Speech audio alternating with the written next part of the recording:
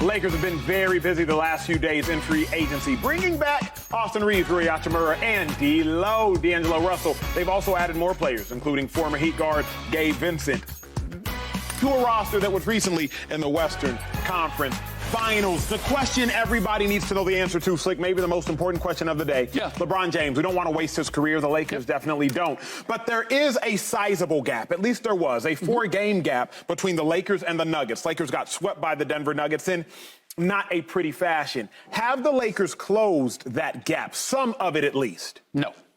No. No, because they have not solved the problem that is Nikola Jokic.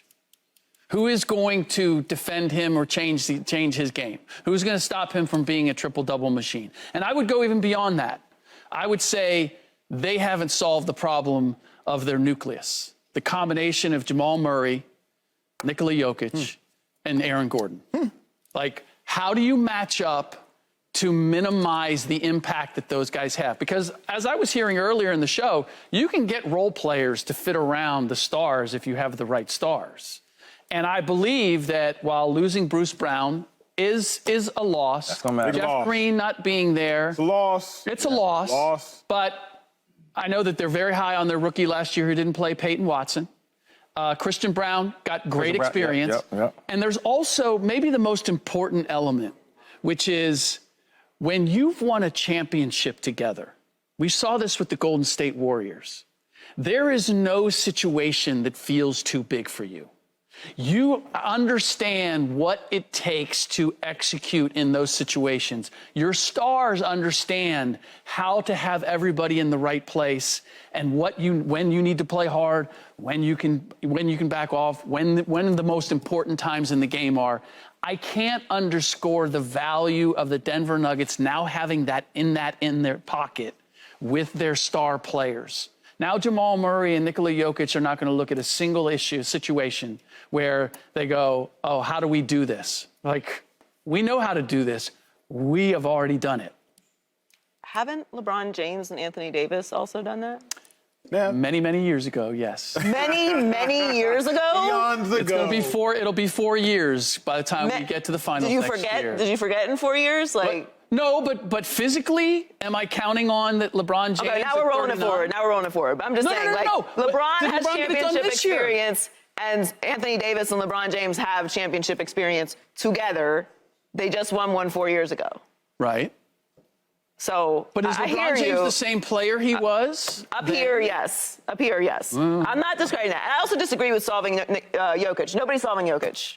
It's a waste of time. There is no Jokic solver. No Jokic chance. It's not. Just forget that. Account for him doing exactly what he does every night and worry about everything underneath that, all the rest of it. I don't think that they got significantly closer. I think they made good moves in retaining who they retained. I think that was important. Rui was like a solver for a couple adjustment. For a quarter. I do obviously love the addition of Gabe Vincent. I think that the rest of the additions are nice as well. I don't know that the Nuggets, look, Bruce Brown, sometimes it's just one of those players. Your stars are going to do what they do, but the Nuggets were 10-0 when he scored 12 or more points. They were 13-1 in the postseason when he had a positive plus-minus. He averaged 12 points per game in the postseason. Maybe someone steps up into that role. Who knows? Jr. People do that. Not the name I would have said, but sure. Someone else can do that. In theory, I think that you have to play the games a really long season. I like the additions that they made, but I think that the Lakers they still were in the Western Conference Finals. I'm gonna bang that drum. They were in the Western Conference Finals. It's a long season. There's a lot of things that can happen. But the nucleus of Anthony Davis and LeBron James is a really strong nucleus to have. I think they got better. I think they closed the gap. I do feel you, though, I do feel what he's saying as far as they don't have that big-time guy in the post, right, to contain or at least help defend Jokic, right? Because we learned that AD don't want to do that. AD really wants to play the 4. And have a 5 where he can help out with. The same way when they won the championship in the bubble where they had Jamal McGee and they had the Dwight Howard. Was kind of more of the muscle on Jokic, and he came to help out on the opposite side. So I do think they closed the gap, but not I guess, too close because they don't have that big guy in the middle. I do like, for a second, just talking about the new additions. The big piece was Austin Reaves, when they signed him back. Because I thought a lot of teams would go get him. Reasonable number, too. And a reasonable number. Yeah. He got 50? I thought he was getting way more than 50. If guys like Dylan Brooks is getting 80, I thought he would at least get more than 50. And then now you signed D'Lo back, right? And you signed Gabe Vincent. Yep. Now you have 2 point guards that's solid that can score and can shoot the ball. Where now you trade that for Dennis Schroeder, where he couldn't shoot the ball as much. You have somebody on the bench that can score. So I like what the Lakers are doing. I truly do. The question for me isn't even as much about the new additions, but will the players that they retain get better? Like, will Hachimura take a next step? Will Austin Reaves take the next step? That's really what I'm more interested in. Like, we talk about the new sexy pieces, and that's great. Gabe Vincent, some people think Hayes might take a step with LeBron James. He's a Texas guy, been following his career for a while. But I don't care about that. I care about, will Austin Reaves go from averaging 15 a game to 22 a game? Will Hachimura go from being a guy who's a shining star on occasionally to a guy who you can consistently count on night in and night out? It's not just about a guy having a splash. I'm old enough to have not forgotten THT. Remember Horton Tucker? He's going to be the next guy. LeBron got hurt for part of that season. He stepped in. He got a bag, 3 years, $33 million. We thought he was going to be the second coming, and he went and gone. That's a great point. So I need to see Austin Reaves continue to develop. That, to me, Shady, would mean more than any of the additions. So, but I feel like they will get better. Because, like, for a second, watching LeBron James play off the ball, I always talk about this. It was, like, crazy to see. I've never seen it before. And the Lakers did it so well with Austin Reaves, the pick-and-roll game with AD. So imagine having a whole year of that this year coming up. The confidence.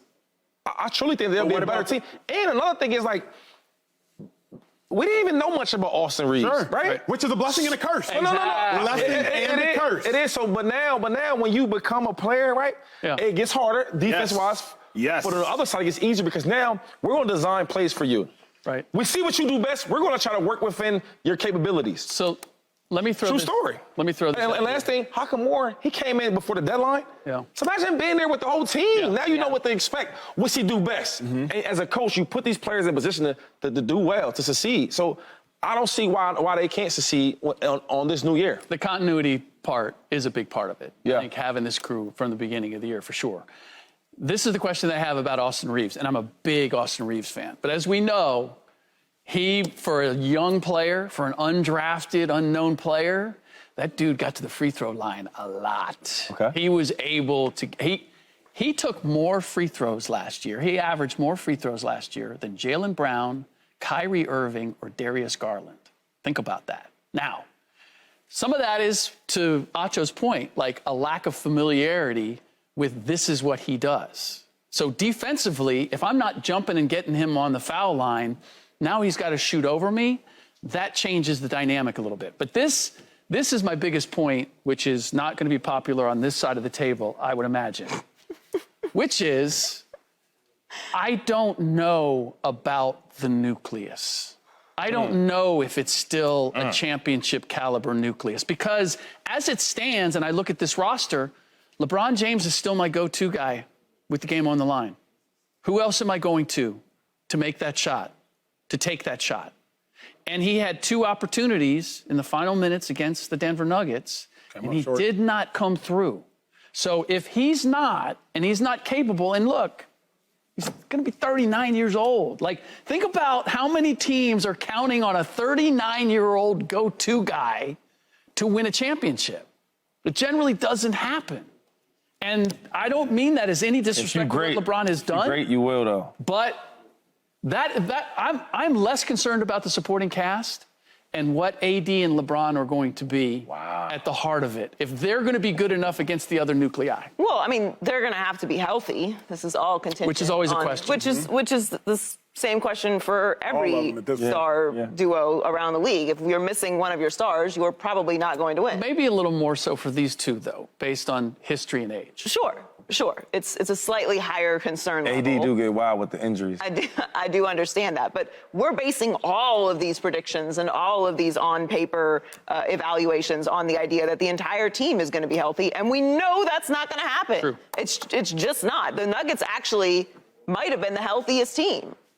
True. And that helped. And listen, that's lots of different reasons. Some of it's just luck. Who cares? You won. It doesn't matter. You have to have things break your way. But yeah, this is all, of course, contingent on health. But there's only so many high-level players. Like, when we do this fantasy basketball thing where we're like, this player would do better here, like, you're not going to go kidnap them from the other team and put them on your roster. You have to do what you can do with the money and what's available. And I think that they've done a nice job. Subscribe here to get the latest from Speak, and go watch a few segments from our other shows on FS1.